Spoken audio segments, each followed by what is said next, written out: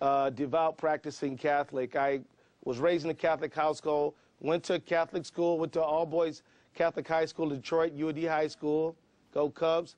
But, you know, I just was looking for, I was interested in social justice, social change when I got on campus, and I found people who were working on those things, like the anti-apartheid struggle and things like that.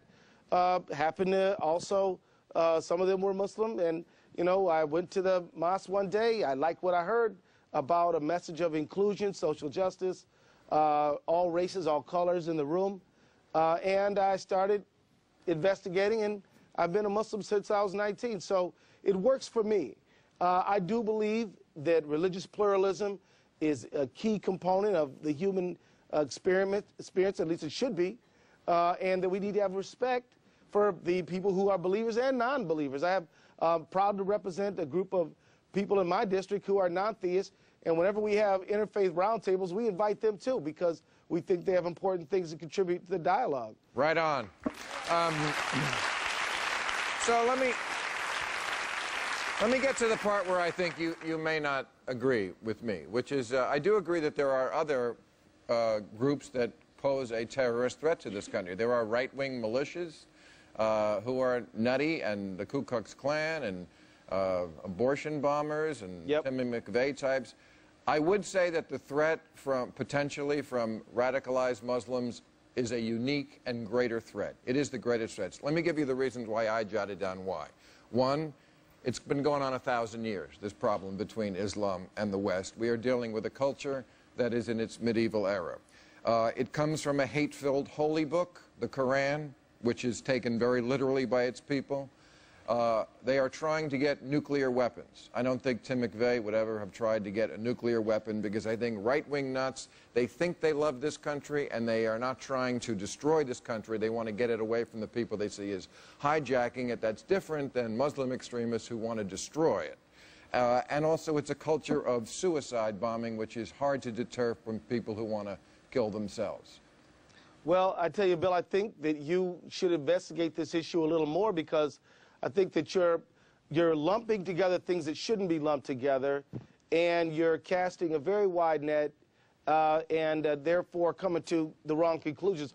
First of all, when you talk about they're trying to get nuclear weapons, are you referring to Iran? Who are you talking about? Al-Qaeda? I think anyone who is influenced by Al-Qaeda and the statements of Osama bin Laden, and that's...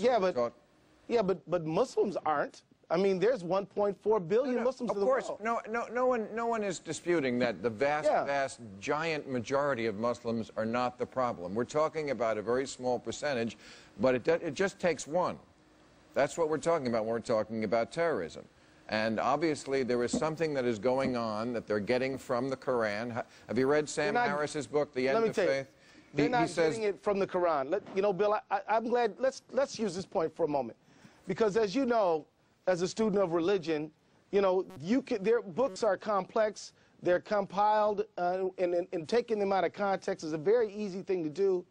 I've heard this many times, and I don't buy it. I'm sorry. Well, Sam Harris says on almost every page, the Quran instructs observant Muslims to despise non-believers. That's absurd, ridiculous, and he quotes it. Am I getting the wrong translation? Because that's what every Muslim always tells me. No, really? You must be. I would recommend... A lot of bad translations, then. Well, why don't you read the part where it says that anyone who takes a life is as if he killed the whole world, and anyone who saves a life is as if he saved the whole world.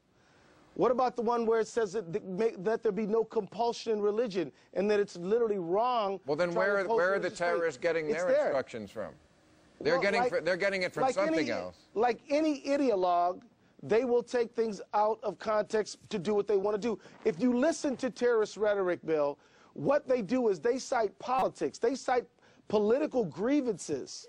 They don't really use too much religion. As a matter of fact, when you find Muslims who reject terrorism, as I do and almost everyone does, it often is for spiritual and religious reasons and moral reasons. But when people want to justify it, they justify it on political reasons. This is well documented. Check out the Gallup poll. Check out people who've studied this stuff.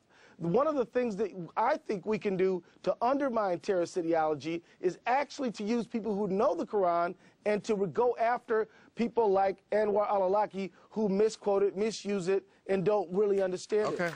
So I hope that happens. All right. Thank you for joining us, Congressman. I appreciate your time.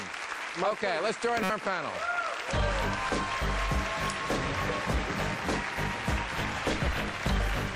Oh, there I am getting in trouble with the liberals again.